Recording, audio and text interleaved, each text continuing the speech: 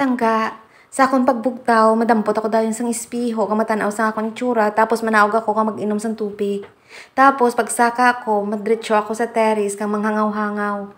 Tapos ining akong upod tulog pa. Tapos ako maumpisa na kapanglabas ang akong lago samtang aga pa. Kay karon basi maubusan naman sing tubig si Deka. Amo na nga sa aga pa lang kinahanglan mang laban na. Kay hindi ta mapaktan, karon wala na siya.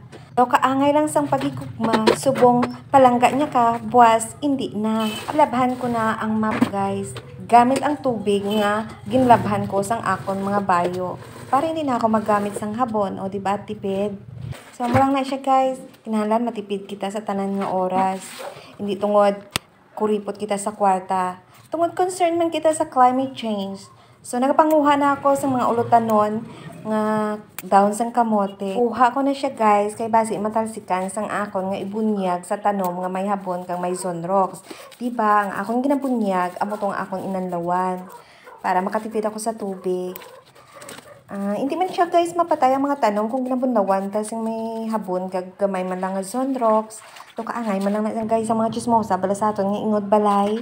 Hindi kita mapatay kung hindi man lang sila pagsapak. Salamat kali sa Elikuan sa paglatay nyo sang kuryente pakadto sa amon balay. Tungod mahapos na ang amon pagsablay. So pagkatapos ko obra guys, mapagwapa na ako. Tungod hindi kita ko kasaho nga biskan sa sulod lang balay ako, ang akong itsura nagasaramihay.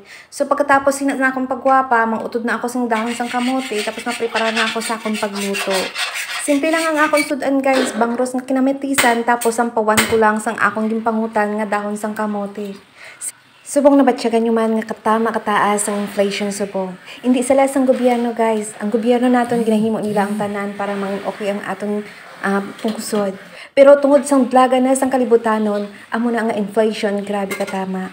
So, pasalamat na lang kita sa aton nga pungsod, biskan paano makatanom kita, makalibre kita sang aton kalanunon. Basta mapisan lang kita guys. Kabalo kita mga buhay sang simple lang, kung paano naton pakinabangan ang duta nga may ara kita. God bless us.